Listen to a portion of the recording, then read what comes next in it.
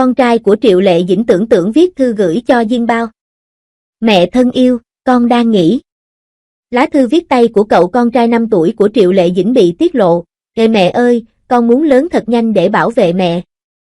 Nét chữ ngoằn ngoèo che giấu sự phụ thuộc thuần khiết nhất của đứa trẻ. Cậu bé nhớ mùi nước hoa của mẹ khi bà bế cậu, và nhiệt độ của chiếc mũ khi cậu chỉnh lại trong quá trình kiểm tra an ninh.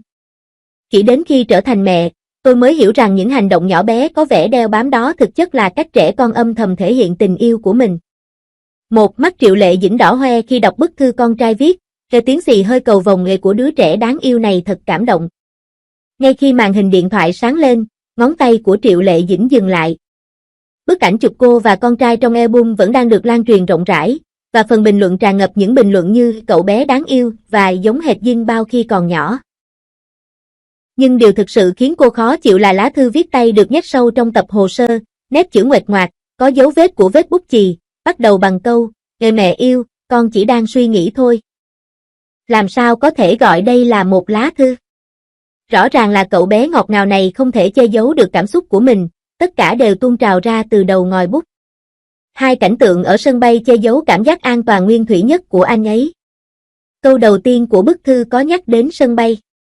Hôm nay em thấy anh đăng ảnh của chúng ta, nhiều người khen em dễ thương. Em vẫn nhớ lúc nhìn thấy anh ở sân bay, em đã lập tức nhảy vào vòng tay anh, cảm giác đó thật ấm áp. Tôi nhớ bộ ảnh sân bay mà Triệu Lệ Dĩnh đăng tải trên mạng xã hội vào tháng trước, cô mặc áo nỉ rộng rãi, tóc buộc thấp thoải mái, con trai hướng tường chạy tới với hai hàng nước mắt, vừa chạy vừa loạng choạng bằng đôi chân ngắn ngủn, cả người dựa vào cô. Một số người trong phần bình luận đã nói đùa về anh chàng bám dính, nhưng ai mà ngờ được rằng khoảnh khắc đứa trẻ này lao vào anh lại là khoảnh khắc an ủi nhất trong ngày. Chỉ đến khi trở thành mẹ, tôi mới hiểu rằng sự phụ thuộc thực sự ẩn chứa trong những hành động nhỏ của con mình. Triệu Lệ Dĩnh thường xuyên đi quay phim xa và hiếm khi gặp con trai. Lần cuối tôi phỏng vấn cô ấy nói, đôi khi tôi vội vã về nhà sau giờ làm, con tôi đã ngủ rồi, và tôi chỉ có thể hôn nhẹ lên trán con. Nhưng hãy nghĩ mà xem, điều cô ấy sẽ luôn nhớ là mùi nước hoa quen thuộc trên cơ thể mẹ khi bà bế anh, sự ấm áp của mẹ khi bà cúi xuống giúp anh chỉnh lại mũ trong quá trình kiểm tra an ninh, và âm thanh giòn giã của anh ta túm lấy góc quần áo cô và hét lên đợi anh khi cô đang đẩy xe đẩy hành lý.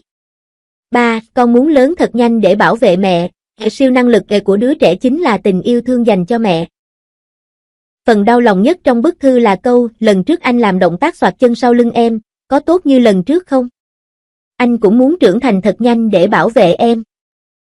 Hương Hương chỉ mới 5 tuổi. Gần đây, anh ấy trở nên say mê khiêu vũ và luôn học cách xoạc chân bằng cách làm theo video. Ngày hôm đó Triệu Lệ Dĩnh đang nghỉ ngơi ở nhà. Khi cô quay lại, cô thấy con trai mình nằm dưới đất, hai chân ngắn duỗi thẳng, đang tập luyện một cách nghiêm túc. Cô ngồi xổm xuống treo anh, nghĩ xem anh học được điều này từ ai vậy? Đứa trẻ ngẩng đầu lên, nghiêm túc nói, con học từ mẹ đấy. Mẹ trước đây chắc hẳn rất tốt. Con muốn lớn thật nhanh để có thể bảo vệ mẹ như mẹ bảo vệ con vậy. Có bao nhiêu bà mẹ cảm động vì những lời này? Chúng ta luôn nghĩ rằng trẻ con còn nhỏ và chưa hiểu gì cả, nhưng thực ra chúng đã âm thầm học cách yêu thương chúng ta theo cách riêng của chúng. Triệu Lệ Dĩnh làm việc chăm chỉ như thế nào? Cô ấy đã quay 3 bộ phim truyền hình vào năm ngoái và lịch trình của cô ấy còn bận rộn hơn cả lịch làm việc. Nhưng mỗi lần gọi video, cô bé lại giơ điện thoại lên và xoay vòng. Con nhìn lâu đài lớn mà mẹ chụp ảnh này. Khi nào nó lớn hơn, mẹ sẽ dẫn con đi xem. Nhưng đứa trẻ không thể nhớ đó là lâu đài nào.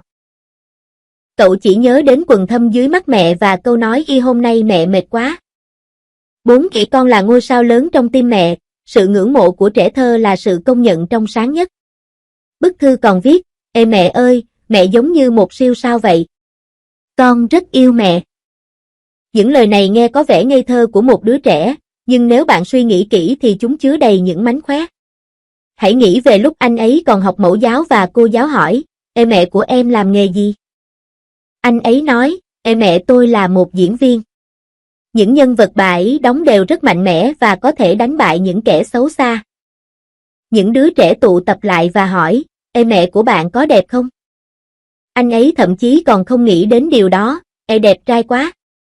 Đẹp trai hơn bất kỳ Ultraman nào tôi từng thấy. Trên thực tế, Sau khi Triệu Lệ Dĩnh trở thành mẹ, cô rất ít khi cho con trai xem kịch của mình. Nhưng đứa trẻ luôn có cách riêng của mình. Lật dở những tạp chí cũ, xem các đoạn clip trong chương trình tạp kỹ, và thậm chí xem lại những bộ phim truyền hình thời thơ ấu với bà của mình. Trong mắt cậu, mẹ cậu không phải là một ngôi sao lớn, mà là một siêu nhân có thể đóng vai phản diện giỏi đến mức mọi người ghét bà, một nữ tướng biết cưỡi ngựa và bắn tên, và một ông vua kể chuyện sẽ kể chuyện trước khi đi ngủ cho cậu ngay cả khi bà quá mệt để nói. Sự thờ phượng như thế này có giá trị như thế nào? Không giống như phép lịch sự giữa người lớn, không pha trộn với bất kỳ sở thích nào, chỉ là tôi đơn giản nghĩ rằng mẹ tôi là người tuyệt vời nhất. Giống như Hương Hương đã nói, bất kể tương lai có chuyện gì xảy ra, anh vẫn luôn yêu em, giống như em yêu anh vậy. 5. Lá thư này chứa đựng mã hạnh phúc đơn giản nhất. Sau khi đóng thư lại, Triệu Lệ Dĩnh đã đăng một bức ảnh lên trang cá nhân, Hương Hương nằm trên đùi cô, đầu hai người chạm vào nhau, cô cầm bức thư nhàu nát trên tay. Chú thích chỉ có 3 từ, đủ rồi.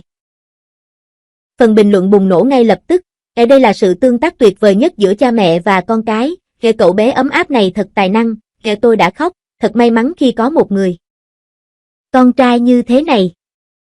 Nhưng liệu có tồn tại mối quan hệ cha mẹ, con cái tự nhiên không?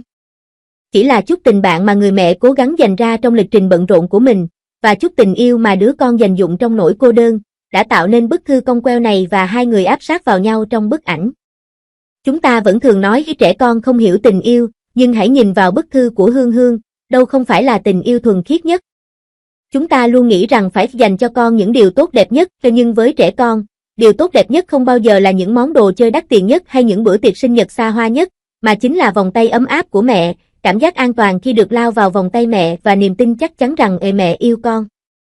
Triệu Lệ Dĩnh thường xuyên xuất hiện trên các trang tìm kiếm hot và những phát ngôn của cô đã gây nên cơn sốt dư luận. Cư dân mạng đặt câu hỏi liệu cô có thể trở lại không? Sự phản công từ dưới lên trên của Triệu Lệ Dĩnh không phải nhờ vào may mắn mà là nhờ vào sự kiên trì tuyệt vọng của cô. Cô chỉ là một diễn viên phụ trong 7 năm, quay phim trong điều kiện nhiệt độ dưới 0 độ C và từ chối ký hợp đồng người hầu suốt đời. Bà đã dùng sức mạnh của mình để phá vỡ những định kiến và chứng minh bản thân qua các tác phẩm của mình hết lần này đến lần khác. Bây giờ khi đã trở thành tâm điểm chú ý, cô ấy nên nhận thức rõ hơn rằng có người đang theo dõi mọi lời nói và hành động của mình, nhưng đằng sau cơn bão tìm kiếm này, có thể có một câu chuyện đáng được chú ý hơn. Triệu Lệ Dĩnh dường như đã trở thành cư dân thường xuyên của các tìm kiếm nóng. Chỉ vài ngày sau khi công khai mối quan hệ, anh đã bị chỉ trích gay gắt vì những lời nói thiếu mạch lạc. Đó chỉ là một lễ hội của dư luận mà thôi. Triệu Lệ Dĩnh ở trong giới giải trí náo nhiệt này lâu như vậy, chẳng lẽ cô không biết chỉ cần một câu mình nói ra cũng có thể gây nên sóng to gió lớn sao? Bọn họ đều là cáo già cả, không có thời gian để nghe chuyện ma. Ai lại ngây thơ đến mức coi cô ấy như một học sinh trung học kỹ thuật chưa từng biết đến thế giới? Trong ngành giải trí đầy rẫy tin đồn này, ngay cả những ngôi sao lớn có xuất thân danh giá và năng lực mạnh mẽ cũng không thể chen chân vào được ngôi vị hàng đầu hấp dẫn đó ngay cả khi họ đã cố gắng hết sức. Một số bạn bè trong ngành giải trí vẫn đang đóng vai trò gây rắc rối cho phim. Nhưng cô bé Triệu Lệ Dĩnh này, xuất thân từ một vùng quê Hà Bắc, trình độ học vấn thấp như hạt đậu, lại có thể đánh bại từng người kén chọn đó và trở thành ngôi sao sáng trong làng giải trí. Có phải chỉ vì lúc đó đúng là thời điểm tốt đẹp không? Không, không phải vậy. Tất cả đều nhờ vào sức mạnh thực sự của chúng ta. Trước khi bước vào vòng xoáy điên rồ này, Triệu Lệ Dĩnh đã phải nỗ lực rất nhiều. Bà làm nghề bán hàng rong, chạy khắp phố phát những tờ giấy nhỏ và thậm chí còn phục vụ đồ ăn. Triệu Lệ Dĩnh không muốn chấp nhận kết quả này, cảm thấy mình không nên mãi ở dưới đáy xã hội nên quyết định đột phá vào ngành giải trí. Khi mới ra mắt, Triệu Lệ Dĩnh giống như một tờ giấy trắng và không ai có thể nhìn thấy cô. Cô ấy chỉ đóng một vai phụ nhỏ ở đó trong suốt 7 năm. Trong thời gian này, Triệu Lệ Dĩnh đã đóng rất nhiều vai, có rất nhiều vai cô thậm chí còn không hề mở miệng. Để có thể đóng tốt vai phụ, cô đã phải thức nhiều giờ mỗi ngày dưới cái nắng như thiêu đốt. Có lần cô ấy lang thang trên bầu trời vào một ngày âm 15 độ, chỉ mặc một lớp quần áo mỏng trông giống như cô ấy đã mặc chúng một cách ngẫu nhiên. Để quay một cảnh cưỡi ngựa, cô đã quyết định không thuê diễn viên đóng thế. Hậu quả là cô ấy đã ngã khỏi lưng ngựa vì quá lo lắng, bị gãy đốt sống thắt lưng ngay tại chỗ và vẫn bị thương nhẹ. Cô đã đấu tranh rất nhiều, Nhưng một số người vẫn coi thường cô và thậm chí còn nói rằng cô chỉ được giao những vai nhỏ. Thật đáng kinh ngạc khi cô ấy đã mạo hiểm mạng sống của mình để thành công trong ngành giải trí. Cuối cùng ngày đó cũng đến. Sau rất nhiều nỗ lực, may mắn cuối cùng cũng mỉm cười với cô. Năm 2011, Triệu Lệ Dĩnh đảm nhận vai Thanh Nhi trong Y Hoàng Phi Hoa. Thật tuyệt vời. Mặc dù cô bé vẫn chỉ là một cô hầu gái nhỏ, nhưng vai diễn này thực sự quá xuất sắc. Ngay sau khi bộ phim này ra mắt, sự nghiệp của Triệu Lệ Dĩnh đã đạt đến một tầm cao mới. Tuy nhiên, hình ảnh người hầu gái của cô đã ăn sâu vào lòng mọi người, thậm chí công ty sản xuất còn muốn ký thỏa thuận làm người hầu trọn đời với cô. Mặc dù bản hợp đồng này có phần khắc nghiệt nhưng đối với Triệu Lệ Dĩnh không có nền tảng thì đây vẫn là một lối thoát tốt. Suy cho cùng, nó vẫn tốt hơn là không làm gì cả. Nhưng Triệu Lệ Dĩnh không đồng ý, cô ấy nghĩ rằng vẫn còn nhiều mục tiêu ấn tượng hơn đang chờ đợi mình. Sau này, khi truyền thuyết Lục Trinh được phát hành, Triệu Lệ Dĩnh nổi như cồn, mọi người trong ngành giải trí đều biết đến cô. Nhưng ngành giải trí không phải là nơi để chơi bời tùy tiện, chỉ diễn xuất thôi là không đủ. Sau khi Triệu Lệ Dĩnh trở nên nổi tiếng với truyền thuyết về Lục Trinh, tin đồn về cô bắt đầu lan truyền như bướm. Một số người nghi ngờ bằng cấp của cô, một số người chỉ trích trình độ biểu diễn của cô, thậm chí ngay cả người quản lý cũ của cô cũng tiết lộ rằng Triệu Lệ Dĩnh đã từng được mời đi uống rượu. Nếu là người khác thì những bình luận đó có thể hủy hoại sự nổi tiếng của họ. Cô ấy không phải là người bình thường, cô ấy là Triệu Lệ Dĩnh đã nỗ lực hết mình để thoát khỏi vùng quê. Bộ phim Hoa Du Ký đã làm cô trở nên nổi tiếng và mọi người nhìn cô bằng con mắt mới. Nó cũng cho mọi người biết rằng những người có khuôn mặt tròn cũng có thể đóng vai chính. Định kiến này thực sự đã bị loại bỏ. Từ đó, hình ảnh ngốc nghếch và dễ thương của cô đã chiếm được cảm tình của mọi người và sự nghiệp diễn xuất của cô rất thành công. Nhưng Triệu Lệ Dĩnh không muốn ở lại tổ ấm cũ, cô muốn tự mình gây ra rắc rối. Vì vậy, cô đã đảm nhận vai diễn trong Princess Irene. Mặc dù bị ngã nhiều lần trong quá trình quay phim, cô vẫn nghiến răng và kiên quyết diễn xuất.